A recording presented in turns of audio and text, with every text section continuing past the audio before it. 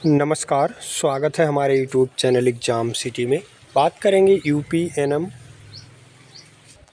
के बारे में। तो इससे पहले अभी तक हमारे यूट्यूब चैनल एग्ज़ाम सिटी को आप लोग सब्सक्राइब नहीं किए हैं तो प्लीज़ सब्सक्राइब कर लीजिए, साथ में बेल आइकन प्रेस कर लीजिए ताकि हर लेटेस्ट वीडियो के नोटिफिकेशन आप सभी को मिलते रहें। यूपीएनएम के कार्य को लेकर के नोटिस जारी हुआ है और बीएचएसएनडी के कार्य को लेकर के कुछ नोटिस है। तो आइए इन दोनों नोटिस को देख लेते हैं। यहाँ आप देखें, प्रेषक परिवार महानिदेशक परिवार कल्याण उत्तर प्रदेश, दिनांक 30 अप्रैल 2024 यानी कल के डेट का ये नोटिस है। वर्ष 2024-25 के नियमित टीकाकरण कार्यक्रम माइक्रो प्लान विषयक परिवार कल्याण का नोटिस है। फिर जिले वायर आपको नोटिस ये देखने के लिए मिलेगा। उपयुक्त विषयक महानिदेशक पत्र के संख्या यहाँ लिखा हुआ पूरा। आगे बढ़ते हैं। दिनांक 21 मार्च 2024 का संदर्भ ग्रहण करने का कष्ट करें। वर्ष 2024-25 में नियमित टीकाकरण माइक्रो प्लान को अधुनातन किए जाने हेतु अपने जनपद के समस्त ग्रामीण एवं शहरी क्षेत्रों में समय सारणी बनाकर हेड काउंट सर्वे क्षेत्रीय आशा अथवा अन्य शहरी मोबिलाइजर के द्वारा उनके संबंधित क्षेत्रों का मैप बनाते हुए पूर्ण करा लिया जाए। हेड काउंट सर्वे की रिपोर्ट संलग्न पत्रों पर कराई जानी है तथा हेड काउंट सर्वे का सत्यापन WHO NPSN मॉनिटर्स के द्वारा किया जाएगा। तदनुसार जनपद स्तर पर जिला प्रतिरक्षण अधिकारी द्वारा हेड काउंट सर्वे की प्रगति समीक्षा कर सुधारात्मक कार्रवाई कराई जाए। हेड काउंट सर्वे के आधार पर इंजेक्शन लोड की गणना कर सभी ब्लॉक शहरी प्लानिंग यूनिट में नियमित टीकाकरण माइक्रो प्लान को उपकेंद्र प्रपत्र संख्या 13 पर अनुनांत कर दिया जाए।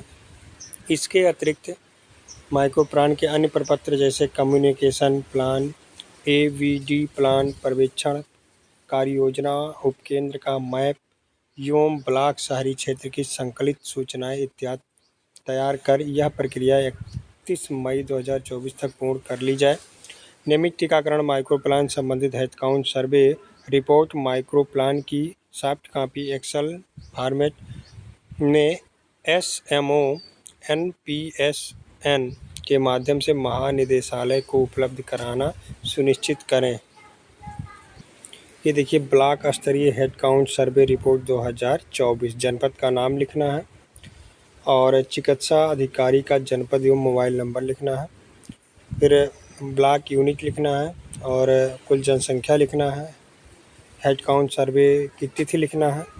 उसके बाद यहाँ एनएम का नाम, उपकेंद्र शहरी है या ग्रामीण लिखना है। सर्वे किए गए कुल घरों की संख्या, कुल सर्वे में की गई गर्भवती महिलाओं की संख्या, कितने महिला गर्भवती हैं, और कुल सर्वे में किए गए बच्चों की संख्या, कितना बच्चों की सर्वे की गई। उसके बाद 0 से 1 वर्ष के बच्चों में पेंटा डोज छूटे बच्चों की संख्या, यमार के छूटे बच्चों की संख्या, कुल सर्वे किए गए बच्चों की संख्या 102 वर्ष के लिए।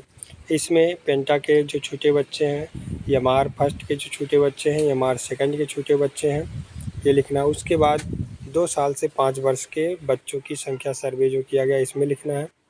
पेंटा फर्स्ट के छोटे बच्चों की संख्या, यमार फर्स्ट के छोटे बच्चों की संख्या, उसके बाद यमार सेकंड के छोटे बच्चों की संख्या। इस तरह से आपको हेड काउंट सर्वे बना के तैयार कर देना इसी फॉर्मेट पर। तो ये तो हो गया कार्य को लेकर कि एनएम के कार्य को कितना काम करा लिया जाए। वेतन देने ना कहिए, वेतन रहेगा 2000 ही और काम लीजिए 4600 ग्रेड पे का। यही काम हो रहा है। 2800 ग्रेड पे लागू करने का प्रयास किया जा रहा है, उसका भी अभी पेंडिंग मामला चल रहा है। बाकी आप देखें तो एक बात और सामने आ रही है आपके, ये है आजमगढ़ का, 30 तारीख का ही है ये, 30 अप्रैल 2024। यहाँ देखिए तो ये लिखा है विषय नियमित टीकाकरण BHSND सत्र दिवस पर एनएम के अवकाश के संबंध में कि एनएम अवकाश ले सकती है या नहीं। उपरोक्त विषय के क्रम में आप सभी अवगत हैं कि नियमित टीकाकरण कार्यक्रम अति महत्वपूर्ण एवं अपरिहार्य चिकित्सा सेवा की श्रेणी में आता है। वर्ष पर्यंत नियमित टीकाकरण दिवस का आयोजन बिना किसी अवरोध के संचालित किए जाने के लिए राष्ट्रीय पर्व एवं होली, दीपावली जैसे महत्वपूर्ण त्यौहार के अतिरिक्त अन्य अवकाश दिवस पर भी नियमित टीकाकरण पूर्ववत किए जाने के निर्देश प्राप्त हैं। महानिदेशक परिवार कल्याण उत्तर प्रदेश लखनऊ, राज्य प्रतिरक्षण अधिकारी परिवार कल्याण महानिदेशालय उत्तर प्रदेश लखनऊ, महाप्रबंधक नियमित टीकाकरण SPMU उत्तर प्रदेश लखनऊ के द्वारा आयोजित जूम मीटिंग में दिए गए निर्देश के क्रम में आप समस्त को अवगत कराना है कि नियमित टीकाकरण सत्र दिवस को किसी भी एनएम को अवकाश स्वीकृत नहीं किए जाने के निर्देश दिए गए हैं। यानी जिस दिन टीकाकरण होगा उस दिन किसी भी एनएम को छुट्टी अब नहीं मिलेगा नियमित तौर पे, यानी रिकॉर्ड के तौर पर। यदि आप अवकाश लेते हैं, CL लेते हैं, तो वो CL आपका टीकाकरण के दिन मान्य नहीं होगा। अतः आप समस्त को निर्देशित किया जाता है कि नियमित टीकाकरण सत्र दिवस को किसी भी दशा में अपने स्तर पर एनएम को अवकाश स्वीकृत न करें। विशेष परिस्थितियों में अवकाश स्वीकृत किए जाने की आवश्यकता के दृष्टिगत अवकाश स्वीकृत किए के लिए अधीक्षक संबंधित सत्र हेतु वैकल्पिक व्यवस्था शीघ्र सत्र संचालन का प्लान सहित संतुष्टि करते हुए जिला प्रतिरक्षण अधिकारी, मुख्य चिकित्सा अधिकारी की अनुमति के उपरांत ही अवकाश स्वीकृत होगा, अन्यथा की दिशा में वेतन आहरण बाधित कर अनुशासनात्मक कार्रवाई प्रभावित कर दी जाएगी। उक्त का कड़ाई से अनुपालन करना सुनिश्चित करें। नीचे लिखा मुख्य चिकित्सा अधिकारी आजमगढ़। यहाँ देख लीजिए, ये इन लोगों के द्वारा एक जूम मीटिंग हुआ है जिसमें बताया गया है कि एनएम को टीकाकरण के दिन किसी भी ऐसी घटना न घटने पर, मतलब उस तरह की छुट्टी आपको नहीं दिया जाएगा यदि आपके घर में कोई कैजुअल्टी नहीं होती है।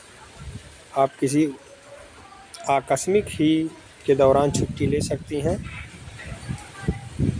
उसमें भी अधीक्षक उसका वैकल्पिक व्यवस्था बना करके CMO से अनुमोदन कराएंगे, उसके बाद छुट्टी की व्यवस्था दी गई है। काम तो ढेर सारा लिया जा रहा है, लेकिन छुट्टी देना हो तो टीकाकरण के दिन छुट्टी नहीं ले सकते हैं आप। ये है व्यवस्था 2000 ग्रेड पे कर्मचारियों की। बाकी 4600 ग्रेड पे वाले, 4200 ग्रेड पे वाले कोई दिक्कत नहीं है, छुट्टी ले सकते हैं, चाहे जब ले सकते हैं। लेकिन ये 2000 ग्रेड पे एनएम के लिए ये व्यवस्था लागू है कि आप छुट्टी भी नहीं ले सकते कोई ज़रूरत पड़ जाए तो। बाकी और सारी जानकारी आप लोग जान ही रहे हैं, आगे जो भी अपडेट होगा आप सभी को सूचनाएं दी जाएगी।